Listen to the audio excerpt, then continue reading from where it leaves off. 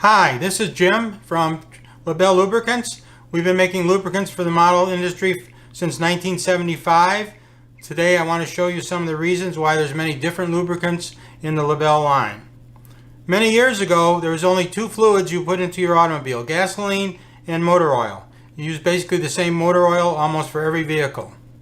Today, modern technology has moved to a point where there are different fluids and different technologies at different viscosities and different additives for different parts of your car.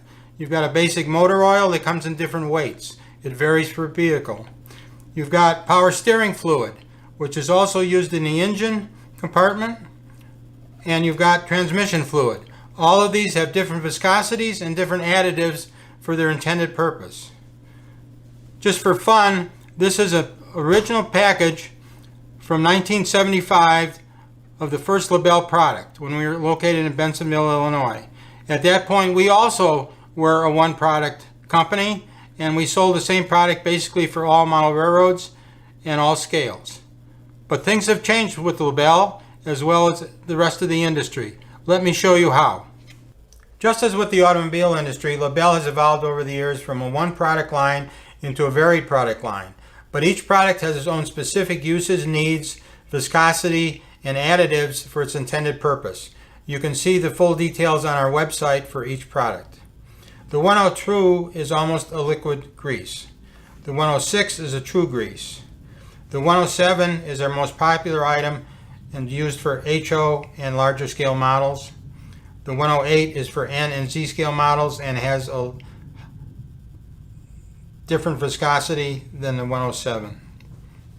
The 134 is actually powdered PTFE, which is the parent chemical of Teflon, and is non-staining, clean, and odor-free, and can be used in many applications if you're worried about leaving a residue. We have a kit both for HO and N scale of our most popular three products that also has needle extenders so you can reach in those really hard places. And for those of you who can't make up their mind what to buy, buying one of the kits is probably your best bet. We also make cleaning materials for locomotives and track, which you need to look up, especially if you're running on DCC. You want your locomotives and track to be trouble-free. Okay, down to the nitty-gritty. I'm starting out by showing you some N-gauge models. The first thing you'll need to do is remove the body shell from the mechanism.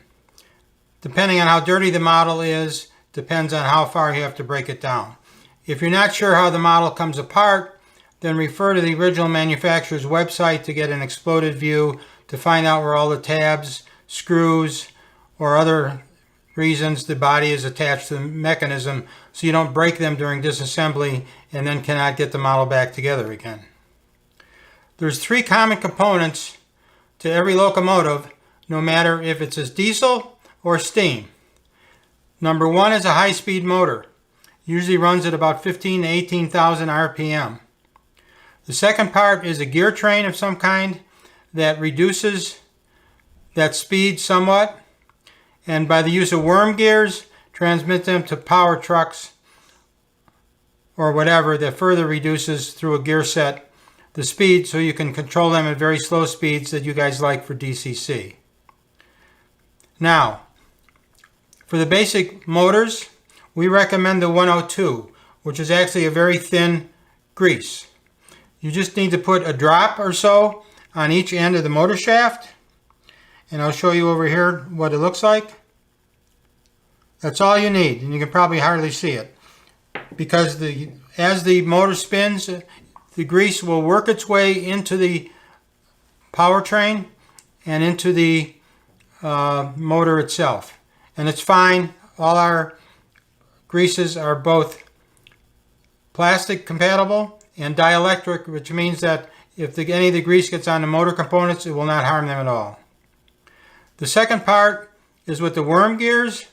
On a worm gear, you actually want to use some of the heavier grease, but you only need to apply a pinpoint of it about the size of a grain of rice.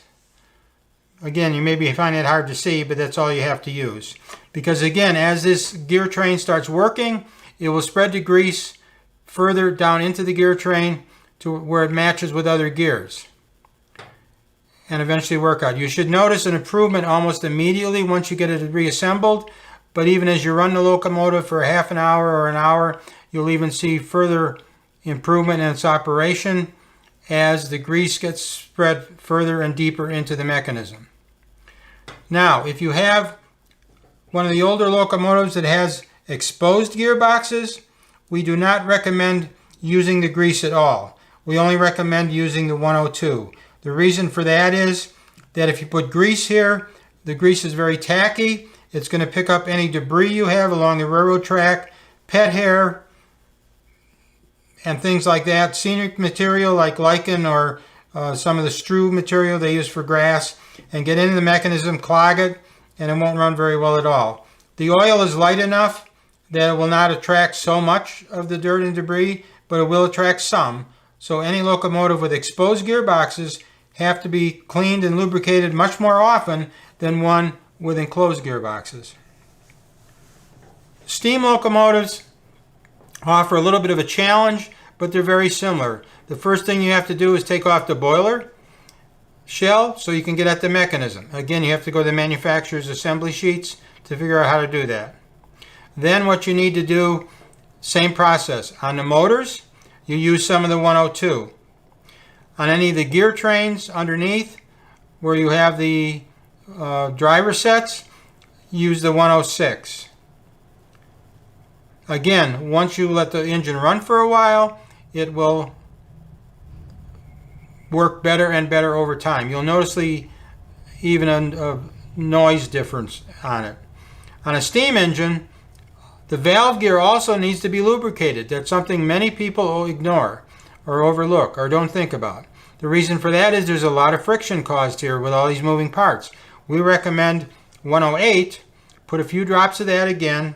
All you need is a drop on each side of the lubricant. If you get a little bit too much on there, just wipe it off with a clean cloth or a Q-tip, but you want to leave a little bit on there. So and again, the lubricant will work its way slowly but surely throughout the mechanism as long as you lubricate every point of contact where there's a moving part. That's it. Cleaning locomotives and re-lubricating them is a matter of time, not necessarily skill, using the information I've just given you now.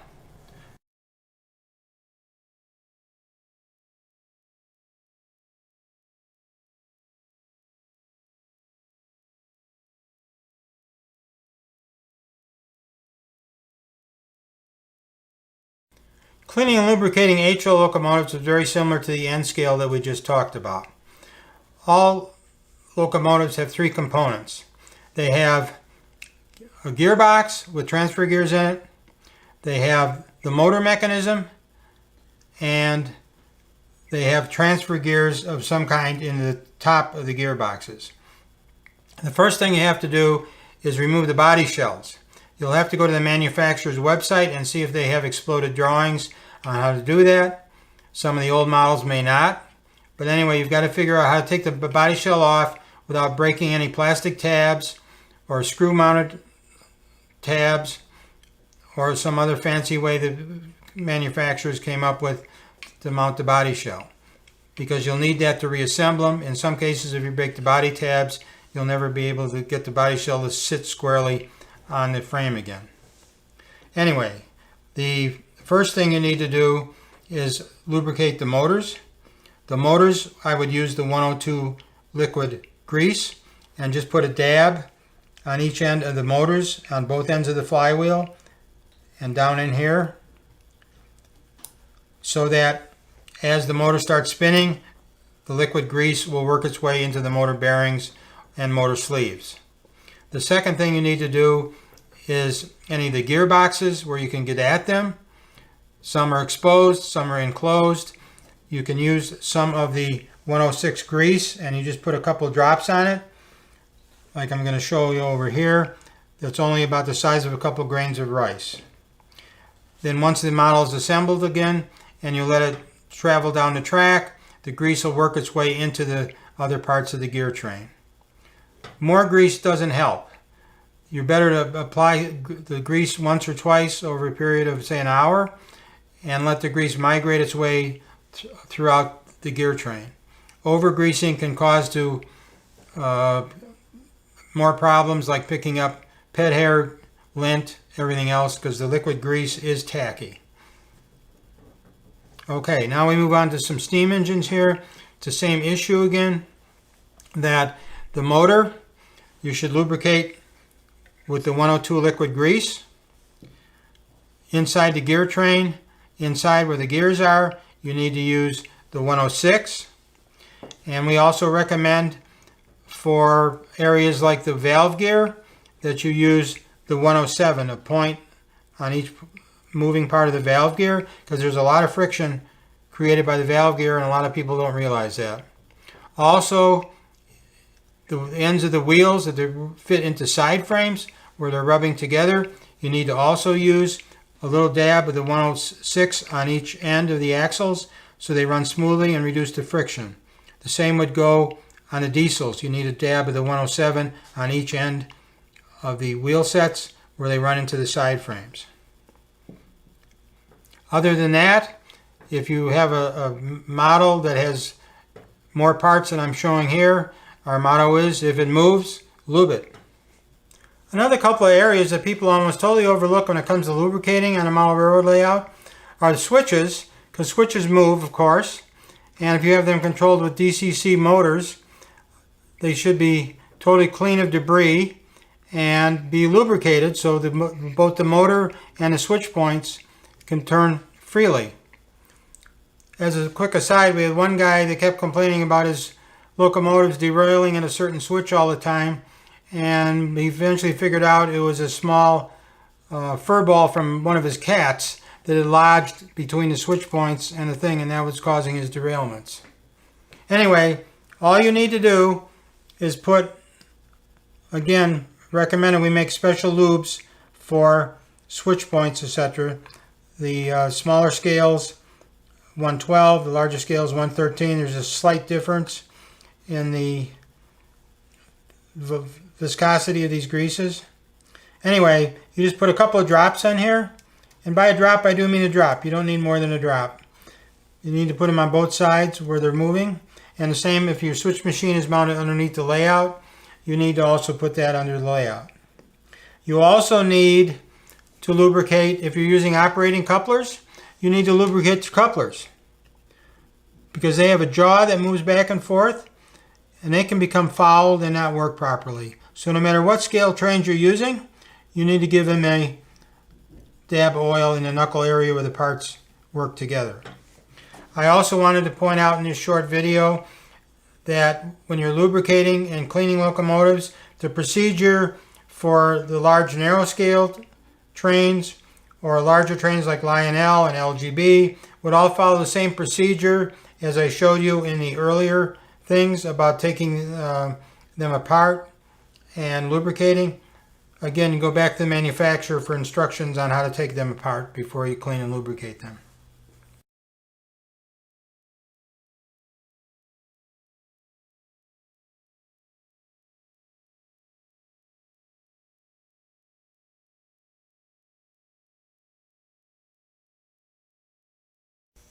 Labelle makes two different cleaning kits for your model trains. The first one is our motor cleaning system kit, which comes with a professional grade degreaser and a little atomizer spray that goes in the bottle so you can spray it on the model. What you need to do is demount the motors from the model, and then you can use this to spray on the motors about 2 or 3 inches up in the air, and then twist the motor by hand, and it slowly will deposit a lot of debris underneath down here, and then let them dry for a few minutes and then repeat the process once or twice. When you're done, then you're going to have to re-lube the motor with actual lubricant. This is not a lubricant, it's only a cleaning degreaser.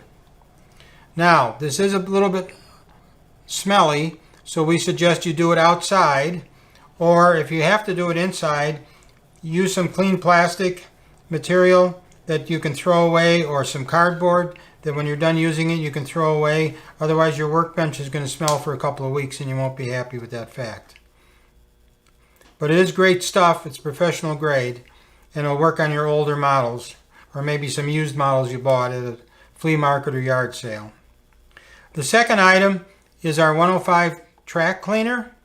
Track is a very important part of your model railroad, and keeping it clean is even more important because most people are using DCC now, and the DCC only operates when it transmits the packets of information to your decoder through the rails.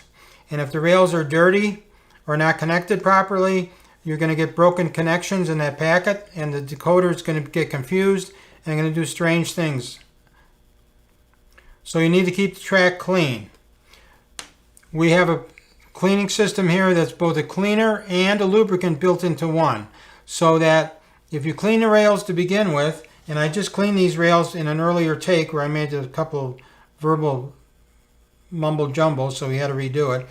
This is supposedly new track, came out of a box. That's how much gook and grink we got out of brand new track. So what you need to do is clean it very well. Another way to clean your track is to put some of this lubricant on the rails as you go along. Just put a few drops on it, on the rail, and then run your trains around. And then behind the trains, as they go by, you can use one of the cleaning pads to clean up the dirt. And you'll be amazed how much dirt and blackness you see on the rails as you go clean up. But let the trains run for a while and keep cleaning the track. And after 4 or 5 passes, you'll see a huge difference, and you'll see the track slowly getting cleaner and cleaner after the trains go by. The other thing about this product is that it comes with an inner seal. So when you open the bottle, you'll see there's a seal inside here. You'll have to open that up, pull it out, but to reuse it, you don't have to put the seal back if you don't want to. Also, when you're done, recoat the track with a thin film of the same 105 and let it sit there and let the trains run, because that will help connectivity between the wheels on your train and into the decoder, because it is the lubricant that's in here does conduct electricity, so it's perfectly safe to use, and it is also a wonderful product created out of modern technology.